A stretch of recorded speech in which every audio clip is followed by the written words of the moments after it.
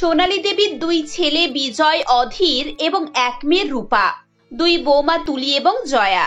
এই 6 জনের সংসারে সবকিছু কিন্তু সোনালী দেবীর হাতেই রয়েছে। অর্থাৎ ছেলে মেয়েদের খাওয়া দাওয়া থেকে শুরু করে কখন ঘুম থেকে উঠবে, কখন ঘুমাতে যাবে, সবকিছু তিনি নিয়মে বেঁধে দিয়েছেন। কারোর পক্ষে তার নিয়ম অমান্য করার সাধ্য ছিল না।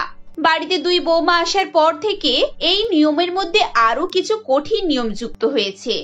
যেমন বৌমাদেরকে 5টায় উঠে 7টার মধ্যে সবকিছু রান্না শেষ করে ফেলতে হবে। জয়া, আজকে কি রান্না হবে? কালকে তো লাউ শাক, চচ্চড়ি, ঢেঁড়সের ঝোল, পেঁপের তরকারি হয়েছিল। আজকে কোনো শাক না হলেই ভালো। সকাল সকালে শাক বাজতে না খুব বিরক্ত লাগে। দিদি, আমার তো এখনো ঘুম পাচ্ছে। আরে বাবা, রাতের খাবার এখনো হজম হয়নি, তার উপরে 7 সকালে উঠে আগে সবজি রান্না করো। আমাদের শাশুড়ি মার কি খেয়ে দিয়ে কোনো কাজ নেই? ওনার যদি কোনো কাজ থাকতো তাহলে কি উনি আমাদেরকে এভাবে জ্বালাতেন? ওই দেখো, উনি উঠে আসছেন। চটপট হাত চালাও, না হলে এক্ষুনি এসে না আবার বকাঝকা শুরু করে দেবেন।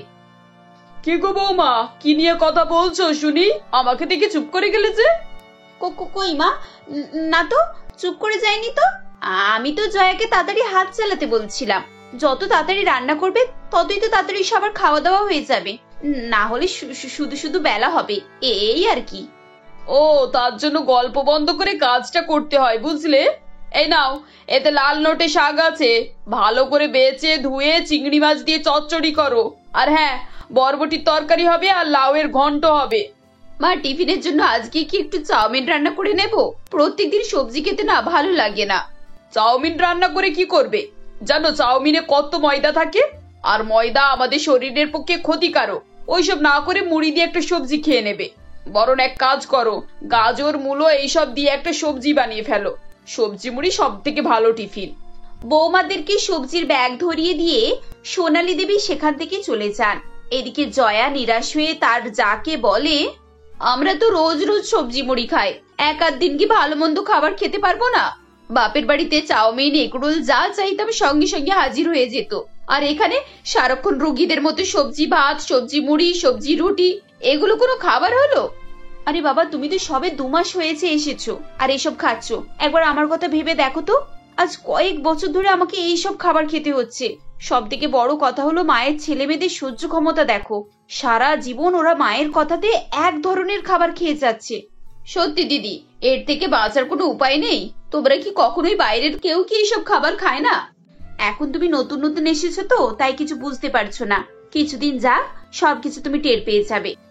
বেলা হলে সোনালী দেবী বাজারের ব্যাগ হাতে নিয়ে সবজি বাজারে গিয়ে হাজির হন এবং সবজি বিক্রেতাকে বলেন, দাদা, আমাকে 1 কেজি ঢেঁড়স, 1 কেজি পটল, 1 কেজি ঝিঙে, 2টো পালং শাকের আটি আর বরবটি ধনেপাতা দিয়ে দিন। আরে সোনালী দি, বাড়িতে লোকজন আসবে নাকি? এত বেশি বেশি সবজি কিনছো যে? লোকজন কেন আসবে? এসব তো আমার বাড়ির বাজার, বাড়িতেই খাওয়া হবে। কিন্তু তুমি তো প্রত্যেকদিন বাজার করতে আসো গো, এত বেশি বাজার নিয়ে কি হবে? কালকে নিশ্চয়ই আবার আসবে, তখন তো টাটকা সবজি কিনবে। এত বেশি সবজি নিয়ে গিয়ে ফ্রিজে রেখে খাবে, তার থেকে টাটকা খাওয়াই ভালো, বুঝলে? তোমাকে কে বললো আমি এসব সবজি নিয়ে গিয়ে ফ্রিজে রাখবো? আমি সবজি কখনোই ফ্রিজে রাখি না। প্রত্যেক দিনকার সবজি প্রত্যেক দিন আমাদের শেষ হয়ে যায়। সে কি বলো গো, এই 3-4 কেজি সবজি তোমরা একদিনে খেয়ে ফেলো? বলি, তোমাদের ঘরে তো মাত্র 6টা মানুষ, 6 জন মিলে এত সবজি খাও কি করে গো? ছেলে মেয়েদেরকে সারাদিন সবজির ওপরেই রাখো নাকি? যেমন করে তোমরা দিনরাত বাইরের উল্টোপাল্টা খাবারগুলো খাও, ঠিক ওইভাবেই আমরা সবজি খাই। আর শোনো, তোমার যদি আর কোনো প্রশ্ন থাকে তাহলে পরে করো, এখন আমার না বাড়িতে অনেক কাজ আছে, আমি এখন আসছি। বাজার থেকে ফিরে এসে সোনালী দেবী তার 2 বৌমাকে বলে, বৌমা, এই বাজারগুলো তুলে রাখো আর সবাইকে ডাকো, চটপট খাবারগুলো খেয়ে নিয়ে যে যার কাজে যাক। 2 ছেলে মেয়ে, বৌমা এবং শাশুড়ি সবাই মিলে খেতে বসে। সবাই মুখ বুজে সবজি দিয়ে ভাত খায় এবং উঠে পড়ে। জয়ার সবকিছুই কেমন যেন অদ্ভুত লাগছিল। এরপর সবাই যে যার কাজে চলে যাওয়ার পর জয়া তার ননদের ঘরে যায়। তার ননদের ঘরের দরজা খোলাই ছিল, তাই সে ভেতরে ঢুকে যায় এবং অবাক হয়ে দাঁড়িয়ে থাকে। এ কি, তুমি কি খাচ্ছ? এটা তো বার্গার। জয়াকে দেখে রুম্পা সঙ্গে সঙ্গে তার খাবারটি লুকিয়ে ফেলে আর বলে, বৌদি প্লিজ চুপ করো, আস্তে কথা বলো, মা শুনে ফেললে কিন্তু খুব বড় কেলেঙ্কারি হয়ে যাবে। সেটা তো ঠিক আছে, কিন্তু তুমি এভাবে লুকিয়ে লুকিয়ে বার্গার খাচ্ছ যে, কি ব্যাপার? কি আর ব্যাপার বৌদি, সারা জীবন এভাবে সবজি খাওয়া যায় নাকি? তাই মাঝে মধ্যেই আমরা এইসব না একটু লুকিয়ে লুকিয়ে খেয়ে থাকি। রুম্পা, প্লিজ আমাকেও একটা বার্গার দাও, কতদিন হয়ে গেল বাইরের খাবার খাওয়া তো দূরের কথা, ছুঁয়েও দেখিনি। এরপর রুম্পা জয়াকে একটি বার্গার দেয়। বার্গার খাওয়ার পর জয়া খুবই খুশি হয়ে যায়। কয়েকদিন পর সোনালী দেবী বাজার করে ফিরছিলেন। এমন সময় তিনি রাস্তার ধারে একটি বাড়ির সামনে দুটো বাচ্চাকে চিপস খেতে দেখেন আর বলেন, এই, তোরা সকাল সকাল এসব কি খাচ্ছিস রে? তোদের বাড়িতে বাইরে তোদেরকে বকে না? সকালবেলা এসব জিনিস হাতে ধরিয়েছে, যা বাড়িতে যা, এইসব রেখে বাড়ির তৈরি জিনিস খা। কি হলো গো কাকি, এত রেগে আছো কেন? আরে বাবা, তোমরা কি ধরনের মা বলো তো? বাচ্চাদের হাতে সবসময় এসব চিপস, চকলেট আর বাইরের খাবার দাও কেন? ওদেরকে ঘরের তৈরি শুদ্ধ খাবার খাওয়াতে পারো না? কে আবার বসে বসে ঘরের খাবার তৈরি করবে বলো তো? আর তাছাড়া বাচ্চারা কি তোমাদের মতো সবজি খেতে পছন্দ করবে? বাচ্চাদের ওভাবে অত্যাচার করতে নেই, না হলে ওদের ছোটবেলাটা মাটি হয়ে যায়। আর ওদের স্বাস্থ্য, ওইসব জিনিস খেয়ে খেয়ে যখন শরীর অসুস্থ হবে তখন কি হবে শুনি? তখন যা হবে হবে, তোমাকে অত চিন্তা করতে হবে না। যাও, তুমি গিয়ে সবজি রান্না করো আর নিজে খাও আর নিজের পরিবারকে খাওয়াও। আমরা কি করছি না করছি সে বিষয়ে তোমাকে এত মাথা ঘামাতে হবে না। আমাদের বাচ্চা আমরা দেখে নেব। মহিলার কথা শুনে সোনালী দেবী প্রচন্ড পরিমাণে রেগে গিয়ে তাড়াহুড়ো করে সেখান থেকে চলে আসেন। এদিকে বাড়িতে দুই বৌদি এবং ননদ মিলে পিৎজা খাচ্ছিল। এমন সময় সোনালী দেবী বাড়িতে ফিরে আসেন। বাইরে তার আসার শব্দ শুনে জয়া বলে, মনে হচ্ছে মায়ের পায়ের শব্দ, মা ফিরে আসছে। বৌদি, তাড়াতাড়ি এগুলোকে তোলো, তুমি তোমার ঘরে নিয়ে চলে যাও, তারপর আমি যাচ্ছি। জয়া এবং রুম্পা তাড়াতাড়ি করে খাবারগুলো নিয়ে সরিয়ে দেয়। সোনালী দেবী সেখানে এসে বলেন, বড় বৌমা, এখানে যেন ফাস্ট ফুডের গন্ধ পাচ্ছি। এখানে কি কেউ ফাস্ট ফুড এনেছে নাকি? Fast food? কই না তো, কোথায় গন্ধ পাচ্ছেন? ও আচ্ছা, মনে পড়েছে। আসলে মা, কিছুক্ষণ আগে না এখানে একটা লোক ঠেলা গাড়িতে করে ফাস্ট ফুড বিক্রি করতে এসেছিল, সেজন্যই মনে হয় চারিদিকে গন্ধটা রয়ে গেছে। ওইসব ঠেলা গাড়িগুলোকে না কলোনির ভেতরে ঢুকতে দেওয়াই উচিত নয়। এদের এসব খাবার দিকে তো বাচ্চারা খাওয়ার জন্য লোভ করে, আর সেই সব খাবার বাচ্চাদের জন্য কত ক্ষতিকারক তা তার বাবা মাও বোঝে না আর বাচ্চাও বোঝে না। খাবার পর যখন সমস্যায় পড়বে তখন তাদের জ্ঞান হবে। কি আর করা যাবে বলুন, সবসময় তো আর বাচ্চাদেরকে ধরে বেঁধে রাখা যায় না। আর একটু আধটু বাইরের খাবার খেলে সেরকম কিছু সমস্যা হয় না। একটু আধটু? তুমি একবার গোটা পাড়াটা ঘুরে এসো, একটা এমন বাড়ি দেখাও তো যে বাড়িতে সকাল সকাল আমাদের মতো সবজি তরকারি এসব রান্না হয়। আরে বাবা, ঘুম থেকে উঠেই তো বাচ্চাদের হাতে হয় চিপসের প্যাকেট, না হয় মিষ্টি। একটু বেলা বাড়ার সঙ্গে সঙ্গে বাইরে থেকে কচুরি, সিঙ্গাড়া এসব আনিয়ে খাইয়ে দিল। আমি তো রোজ এদেরকে দেখি, কোনো কিছু বললেও এরা শোনে না। সোনালী দেবীর কথা শুনে তুলি মনে মনে বলে, ভালোই হয়েছে শোনে না। আপনার কথা শুনেও কি ওরা করে ফেলবে নাকি? যে জ্বলনে আছি সে আমরাই জানি। সন্ধ্যাবেলা বিজয় অফিস থেকে ফিরে আসে। তখন জয়া তাকে বলে, কি গো, সিঙ্গাড়া এনেছো? হ্যাঁ, ব্যাগের মধ্যে আছে, আর তুমি ব্যাগটা ঘরে নিয়ে যাও, ওখানে গিয়ে খুলবে। Thank you so much. এভাবে বাড়ির অন্যান্য সদস্যরা মাঝে মধ্যেই লুকিয়ে লুকিয়ে বাইরে থেকে খাবার নিয়ে খেত। কয়েক মাস পর একদিন রুম্পা ছুটতে ছুটতে ঘরের মধ্যে আসে আর বলে, বৌদি, বাইরে কি হচ্ছে গো? এত পুলিশ ডাক্তার চিৎকার চেঁচেমেচি, কিছু হয়েছে নাকি? কই, কিছু জানি না তো। কোথায়, কিসের শব্দ? আমি তো কিছুই শুনতে পাচ্ছি না। আরে বাবা, ওই গলির মোড়ের ওই পাশে গো। আমি তারাদের বাড়ি থেকে ফিরছিলাম আর দেখলাম এরকম ঘটনা। ওই দেখো, মাইকে করে কি অ্যানাউন্স করছে। হ্যাঁ, কিছু তো একটা অ্যানাউন্স করছে, কিন্তু ভালো করে তো শোনা যাচ্ছে না। এমন সময় ঘরের ভেতর থেকে সোনালী দেবী বেরিয়ে এসে জিজ্ঞাসা করেন, কি ব্যাপার বলো তো? বাইরে কিসের প্রচার হচ্ছে? কি হয়েছে ওখানে? কি হয়েছে জানি না মা, রুম্পাও বলছিল ওখানে নাকি খুব ভিড় হয়েছে, পুলিশ ডাক্তার সব ভর্তি। কিছু তো একটা সমস্যা হয়েছে নিশ্চয়ই। সে কি, পুলিশ ডাক্তার হঠাৎ করে? আচ্ছা ঠিক আছে, তোমরা ঘরের ভেতরে থাকো, আমি একবার দেখে আসছি কি হয়েছে। এই বলে সোনালী দেবী তড়িঘড়ি করে ঘর থেকে বেরিয়ে মোড়ের দিকে এগিয়ে যান। কিন্তু এত পরিমাণের ভিড় ছিল যে তিনি কিছুই দেখতে পারছিলেন না। বাইরের এক মহিলাকে তিনি জিজ্ঞাসা করেন, কি ব্যাপার গো দিদি, এত হই হই হচ্ছে কিসের জন্য গো? কি হয়েছে তো জানি না, দুদিন থেকে তো খুব সমস্যা হচ্ছে। সব বাড়িতে কি সব রোগ দেখা দিচ্ছে। প্রথমে জ্বর, তারপর পেটে ব্যথা, বমি। কি রোগ কিছুই ধরা যাচ্ছে না। প্রত্যেক বাড়িতে মহামারীর মতো এই রোগ ছড়িয়ে পড়েছে গো। সেজন্যই তো সরকারের লোকেরা এসেছে, পরীক্ষা নিরীক্ষা করা হচ্ছে। সবাই পরীক্ষা নিরীক্ষা করাচ্ছে তাই এত ভিড়। ওরে বাবা, এসব আবার কি শুরু হয়ে গেল? আমরা তো এত কিছু জানতামই না। না না, আমারও বাড়ির সবার চিকিৎসা করাতে হবে। দেখি নামটা কোনোভাবে লেখাই, সবার চিকিৎসাটা একবার করিয়ে নেওয়াই ভালো। সোনালিও লাইনে দাঁড়িয়ে পড়ে এবং অনেক অপেক্ষা করার পর তার পরিবারের সবার নাম রেজিস্ট্রেশন সম্পূর্ণ হয়। পরের দিন পরীক্ষা নিরীক্ষা করা হয় এবং রিপোর্ট আসে। সোনালী দেবী চিন্তিত মুখে ডাক্তারবাবুকে বলেন, ডাক্তারবাবু, কি কি রিপোর্ট হলো? আমার পরিবারের সবাই ঠিক আছে তো, নাকি সবার মধ্যে ওই জার্ম দেখা গেছে? দেখুন ম্যাডাম, এই এলাকায় 90% লোকের শরীরের মধ্যে জার্ম দেখা গেছে, কিন্তু আপনার আর আপনার বাকি ফ্যামিলির মধ্যে এই জার্মস দেখা যায়নি। আপনাদের মধ্যে এত ইমিউনিটি পাওয়ার কি করে এসেছে, ভেবেই তো অবাক লাগছে। উপরওয়ালাকে অনেক অনেক ধন্যবাদ, উনি আমার প্রার্থনা শুনে নিয়েছেন। হ্যাঁ, সে তো ঠিক আছে, কিন্তু শুধু প্রার্থনার মধ্যে দিয়ে কিছুই হয় না, আরো নিশ্চয়ই কোনো ব্যাপার আছে। হ্যাঁ ডাক্তারবাবু, ছোটবেলা থেকে আমরা জেনে এসেছি, রোগের চিকিৎসা করে সুস্থ থাকার থেকে রোগকে দূরে রাখাই ভালো, যাতে করে চিকিৎসার প্রয়োজনই না পড়ে। আসলে আমার বাড়ির সবাই ভোর 5টায় ওঠে আর রাতেও তাড়াতাড়ি ঘুমায়, তাই ভোরের আবহাওয়া, সুস্থ বাতাস এবং সঠিক পরিমাণে তাপমাত্রা ও আলো ওদের শরীরে চায়। তাছাড়া আমি সবাইকে নিয়ম করে শাকসবজি, ফলমূল এসবের মধ্যে রাখি। বাইরের খাবার যতটা পারে ওরা অ্যাভয়েডই করে। এইসব বছরের পর বছর হয়ে আসছে, সেজন্যই তো ওদের শরীরে কখনো কোনো জার্ম ঢুকতে পারে না। বলতে নেই, তবে আমার বাড়ির লোকেদের কখনো ডাক্তারের কাছে যেতে হয়নি, আর উপরওয়ালার ইচ্ছে হলে কখনো যেতেও হবে না।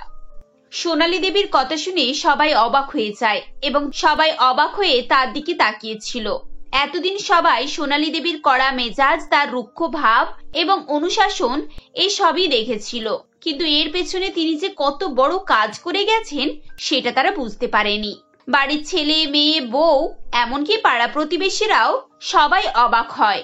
এরপর থেকে সোনালী দেবীর বৌমারা কখনোই ভোরবেলা উঠে রান্না করাতে বিরক্ত প্রকাশ করত না, বরং তারা খুশি খুশি সমস্ত কিছু রান্না করত এবং এভাবে লুকিয়ে লুকিয়ে ফাস্টফুড খাওয়ার অভ্যাসও তারা অনেক কমিয়ে ফেলেছিল। এভাবেই সবাই সুখে শান্তিতে বসবাস করতে থাকে। সুধা ও বিশ্বনাথ দুজনে সোনারপুর গ্রামে বসবাস করতেন। বিশ্বনাথ ক্ষেতমজুর ছিলেন। ক্ষেতমজুর করে বিশ্বনাথ খুব সহজভাবেই সংসার চালিয়ে নিতে পারতেন। দুজনের প্রায় 1 বছর বিয়ে হয়ে গেল দেখতে দেখতে। ঠিক তখনই সুধা প্রেগনেন্ট হয়। সুধা মা হওয়ার খুশিতে আনন্দে মাতোয়ারা হয়ে ওঠে আর স্বামীকে বলে, জানো, তোমার জন্য একটা খুশির খবর আছে, শুনলে তুমি পাগল হয়ে যাবে খুশিতে। কি খবর সুভা, আমাকে বলো না, আমি তো শোনার জন্য আগ্রহী আছি। তুমি বাবা হতে চলেছো আর আমি মা। আমাদের জীবনে কত খুশি দিন আসতে চলেছে বলো। এতদিন আমরা 2 জন ছিলাম, এবার আমরা 3 জন হব। তুমি আমাকে কি খবর শোনালে? আমি তো খুশিতে চুপ করে থাকতে পারছি না। আমরা বাবা মা হতে চলেছি, এর চেয়ে বড় খুশির খবর আর কি আছে? এই বলে বিশ্বনাথ খুশিতে লাফাতে থাকে। তারপর সুধাকে জড়িয়ে ধরে বলে, আজকের পর থেকে তোমার সব রকম দায়িত্ব আমার রইল, তোমাকে কোনো কষ্ট করতে হবে না। এই বলে বিশ্বনাথ কাজে বেরিয়ে যায়। তারপর সন্ধ্যা হয়ে আসে। বিশ্বনাথ আর বাড়ি ফেরে না। সুধা তখন চিন্তায় অস্থির হয়ে যায়। এরপর সে বিশ্বনাথের খোঁজাখুঁজি শুরু করে দেয়। তারপর ক্ষেতের ধারে গিয়ে দেখে বিশ্বনাথ মুখ থুবড়ে পড়ে আছে। সুধা তাড়াতাড়ি করে তুলে তাকে হসপিটালে নিয়ে গেলে ডাক্তারবাবু বলেন, অনেকক্ষণ আগে স্ট্রোক হয়ে গেছে, অনেক সময় পার হয়ে গেছে, তাই জন্য আর কিছু করতে পারবো না। উনি প্যারালাইজ হয়ে গিয়েছেন, আর একটু যদি তাড়াতাড়ি নিয়ে আসতেন তাহলে কিছু একটা করা যেত। উনি আর কখনই দাঁড়াতে পারবেন না, যতদিন বাঁচবেন এই বিছানাতেই শুয়ে থাকবে। এরপর কিছু ওষুধ দিয়ে বিশ্বনাথকে ডাক্তার ছেড়ে দেয়। এরপর সুধা বিশ্বনাথকে নিয়ে বাড়ি চলে আসে। এরপর সে চিন্তা করে আর ভগবানকে বলে, ভগবান, আমার জীবনে এরকম দিন কেন দিলে তুমি? একদিকে আমার খুশির খবর, আমি মা হতে চলেছি, আর এদিকে আমার স্বামী বিছানা শয্যা হয়ে গেছে। আমি জীবনটা কিভাবে চালাবো? আমি তো কোনো কাজও জানি না, কি করে আমি সংসার চালাবো? আমার স্বামীকে কি করে আমি সুস্থ করে তুলবো ভগবান? এভাবেই ভাবতে ভাবতে রাস্তার দিকে তার জানালা দিয়ে চোখ পড়ে। সুধা দেখতে পায় একটা কাবাড়িওয়ালি ভাঙাচোরা কিছু বাসনপত্র নিয়ে যাচ্ছে। ছুটে গিয়ে কাবাড়িওয়ালিকে দাঁড়াতে বলে, এই কাবাড়িওয়ালি দাঁড়াও, বাবা আমাকে ভাঙাচোরা বাসন দিয়ে নতুন বাসন তৈরি করতে শিখিয়েছিল, সেই কাজটি এখন আমাকে কাজে লাগাতে হবে। তোমার এই ভাঙাচোরা বাসনগুলো কত দাম দেবে গো? এই প্রথম কোনো মানুষকে দেখছি যে ভাঙাচোরা বাসনপত্র কিনতে চাইছে। এগুলো তোমার কি কাজে লাগবে? তুমি ভাঙাচোরা বাসন নিয়ে কি করবে শুনি? এইগুলো আমার দরকার আছে, কত টাকা দিতে হবে আমাকে বলুন না। এই সমস্ত ভাঙাচোরা বাসনপত্রের দাম মাত্র 100 টাকা। সুধার ঘরে যেটুকু বাঁচানো পয়সা ছিল তার সব এক জায়গায় করে 100 টাকা কাবাড়িওয়ালির হাতে দিয়ে ভাঙাচোরা বাসনপত্রগুলো নিয়ে সে ঘরে আসে। এরপর সেগুলোকে পিটিয়ে পিটিয়ে পাতলা চাদর বানায়। এখন পাতলা চাদর তো বানিয়ে ফেলেছি, এবার এগুলোকে নতুন বাসনের আকারে নিয়ে আসতে হবে, তারপর বাজারে বিক্রি করতে হবে। তাতে দিয়ে যা রোজগার হবে তা দিয়ে মোটামুটি আমার সংসার ভালোভাবেই চলে যাবে। এরপর সুধা বাসনগুলোকে নতুন আকার দিয়ে তৈরি করে, তারপর ঝাঁকাই করে নিয়ে মাথায় করে গ্রামের দিকে বিক্রি করতে চায়। আর বিশ্বনাথকে বলে, এই যে শোনো, আমার ফিরতে হয়তো সন্ধ্যা হয়ে যেতে পারে, আমি এই বাসনপত্রগুলো নিয়ে গ্রামে গ্রামে ঘুরে বিক্রি করব, তারপর বাড়ি আসব। বিশ্বনাথ সুধার কথা শুনে শুয়ে শুয়ে কাঁদতে থাকে আর সুধাকে বলে, আমি কেন স্বামী হয়েছি কে জানে, আমার বউকে বাজারে ঘুরে ঘুরে বাসন বিক্রি করতে হবে আর আমি শুয়ে পড়ে থাকবো। ওপরবেলা তুমি এই দিন কেন আমাকে দেখাচ্ছ এইভাবে? আমাকে এইভাবে রেখো না, তুলে নাও। এই তুমি এমন করে বলো না গো, তুমি যদি চুপ করে শুয়ে পড়ে থাকো তাতেই আমার শান্তি, কিন্তু তুমি যদি চলে যাও আমাকে ছেড়ে, তাহলে আমার জীবনটা কি হবে বলো তো। এই বলে সুধা বাসনগুলো মাথায় করে নিয়ে গ্রামে গ্রামে বিক্রি করতে চলে যায়। বাসন চাই বাসন, সুন্দর সুন্দর বাসন। সকাল থেকে সন্ধ্যা হয়ে এলো, একটাও বাসন বিক্রি হলো না। এইভাবে কি করে আমি বাড়ি ফিরে যাব? সারাদিন না খেয়ে আসি, যেমন করে হোক আমাকে বাসনগুলোকে বিক্রি করতেই হবে, আর কিছু টাকা আমাকে জোগাড় করতেই হবে। সারাদিন শুকিয়ে আছি, আমার গর্ভের সন্তানও শুকিয়ে আছে, আমাকে কিছু তো একটু খেতে হবে। এই বলে বাজারের দিকে এগিয়ে যাবে, ঠিক সেই সময় একটা বাসনের দোকানে গিয়ে বাসনওয়ালাকে বলে, দাদা আমার এই বাসনগুলো কিনে নিন না, তাতে আপনার যা টাকা হয় আপনি তাই দেবেন। আমি সকাল থেকে সারাদিন মাথায় করে নিয়ে ঘুরছি, আমার ভিতরে একটা জীবন আছে, তাকে বাঁচাতে হবে আমাকে। কিছু টাকা দিন আমাকে, আমি কিছু খাবার খেয়ে তার জীবনটা বাঁচাতে পারবো। আপনার যা দাম হবে দাদা আপনি তাই দেন আমাকে, আমার বাসনগুলো খুব সুন্দর, মজবুতও আছে। সে তো দেখতে পাচ্ছি, তা বলে আমি বেশি টাকা দিতে পারবো না। এই নাও কিছু টাকা, এর বেশি আমি আর পারবো না। এরপর বাসনওয়ালাটা কিছু টাকা দিয়ে সুধার কাছ থেকে সব বাসনগুলো কিনে নেয়। এরপর সুধা টাকাগুলো হাতে নিয়ে বাড়ি চলে আসে। চট করে আমাকে কাপড়টা চেঞ্জ করতে হবে, না হলে আমার সর্দি হয়ে যাবে, আমার বাচ্চা অসুস্থ হয়ে যাবে। এরপর সুধা চটপট করে চেঞ্জ করে রান্নাঘরে ঢুকে পড়ে এবং কিছু খাবার বানায়। আজ যা টাকা রোজগার হয়েছে তাতে আজকে আমাদের খেয়েও কিছু টাকা থাকবে, আর এই বাঁচা টাকা দিয়ে কাল বাজারে গিয়ে অনেক পুরানো বাসন কিনে আনবো, তাতে করে আমার অনেক নতুন বাসন বানানো হয়ে যাবে আর রোজগারও অনেক হবে। পরের দিন সকালে বাজারে পুরানো বাসন কিনতে চলে যায় সুধা। তারপর সেগুলোকে বাড়ি নিয়ে এসে তার নতুন আকার তৈরি করতে থাকে। আবারও সেগুলোকে নিয়ে সে গ্রামে গ্রামে বিক্রি করতে চলে যায়। এভাবেই বিক্রি করতে করতে এক ক্রেতার কাছে গিয়ে পৌঁছায়।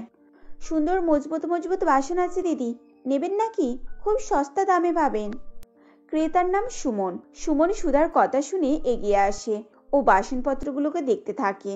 দিদি মজবুত বাসন আছে, নিয়ে যান না, আপনার খুব লাভ হবে, খুব কম দামেই দিয়ে দেব। এই বাসনগুলো নিলে কত দাম দিতে হবে শুনি? এইসব বাসনের দাম মাত্র 1000 টাকা। এতগুলো বাসন মাত্র 1000 টাকায় দিয়ে দেবে? ঠিক আছে, আমার তো লাভই হলো। আজকে সুধার অনেক টাকা রোজগার হয়েছিল, সেটাই সুধা বিশ্বনাথকে শোনাতে থাকে। বুঝেছো, আজকে আমার অনেক টাকা ইনকাম হয়েছে, আজ আমাদের খেয়ে পড়ে ভালোভাবে কেটে যাবে, আর বাকি যে টাকা বেঁচে থাকবে তা দিয়ে আমি একটা ঠেলা গাড়ি কিনবো ভাবছি। এবার তো আমার 7 মাস হয়ে গেছে, এই অবস্থায় ভারী বাসনপত্র মাথায় করে নিয়ে যাওয়াটা ঠিক হবে না জানো, তাই একটা ঠেলা গাড়ি কিনে নিলে সেই ঠেলা গাড়িতে করেই বাসন বিক্রি করতে যাবো বাজারে, আর এবার থেকে বাজার থেকে সস্তা দামে নতুন বাসনপত্র কিনে নিয়ে আসবো, তারপর বিক্রি করতে যাব। পরের দিন সুধা একটা ঠেলা গাড়ি কিনে রোজ বাজারে বাসনপত্র বিক্রি করতে যায়। এখন অনেকেই সুধার কাছ থেকে বাসনপত্র কিনে। দিন দিন সুধার রোজগার বেড়েই চলেছে। তা থেকে সুধা এখন পিতলের হাঁড়ি বাসনপত্রও বিক্রি করে এবং বিয়ে বাড়িতে ভাড়াও দেয়। এমনই এক ক্রেতা একদিন সুধার কাছে বিয়ে বাড়িতে দেবার জন্য পিতলের হাঁড়ি বাসন কিনতে আসে। তার নাম ধীরেন। বিয়ে বাড়িতে দেওয়ার জন্য ভালো পিতলের হাঁড়ি দেখান তো। এই নিন দাদা, এই সেটগুলো খুব ভালো বিয়ে বাড়িতে দেবার জন্য, আর আপনি সস্তাতেও পাবেন। আমার থেকে সস্তা বাজার আর কেউ দিতে পারবে না, আর আমার কাছে বিয়ে বাড়িতে দেওয়ার জন্য ভালো ভালো বাসনপত্র রয়েছে। ঠিক আছে দিদি, যদি লাগে আপনাকে জানাবো। ঠিক আছে দাদা, যদি কেউ থাকে তাহলে বলবেন তাদেরকে। আমার কাছে বিয়ে বাড়িতে ভাড়া দেবার জন্য পাওয়া যায়। এরপর দেখতে দেখতে সুধার ডেলিভারির সময় হয়ে আসে। এদিকে সুধা বাসন বিক্রি করে বেশ বড় হয়ে গিয়েছে। তা দিয়ে সংসার, স্বামীর চিকিৎসা সুন্দরভাবে সুধা চালিয়ে যাচ্ছে। আর সুন্দর পাকা বাড়িও বানিয়েছে। সুধার জীবনটা এখন খুব সুন্দর সুখে শান্তিতে যাচ্ছে। তারপর সুধার একটা সুন্দর ফুটফুটে সন্তানের জন্ম হয়। তাকে পড়াশোনা করিয়ে লালন পালন করে বড় করে তোলে। এখন সুধা ও তার ছেলে দুজনে মিলে বড় বাসনের দোকান চালায়। আস্তে আস্তে সুধা কোথা থেকে কোথায় পৌঁছে গেল ভাবাই যায় না। যে কোনো কাজকে যদি কেউ মন প্রাণ দিয়ে ভালোবেসে করতে চায় তাহলে ঈশ্বরও তার সাথ দেয়। সুধার ভাগ্যও ঠিক তেমনই ছিল। ঈশ্বরের ইচ্ছা না থাকলে কেউ এত বড় কেউ একা হতে পারে? তো বন্ধুরা, আমাদের গল্প তোমাদের কেমন লাগলো তোমরা কমেন্ট বক্সে অবশ্যই জানিও।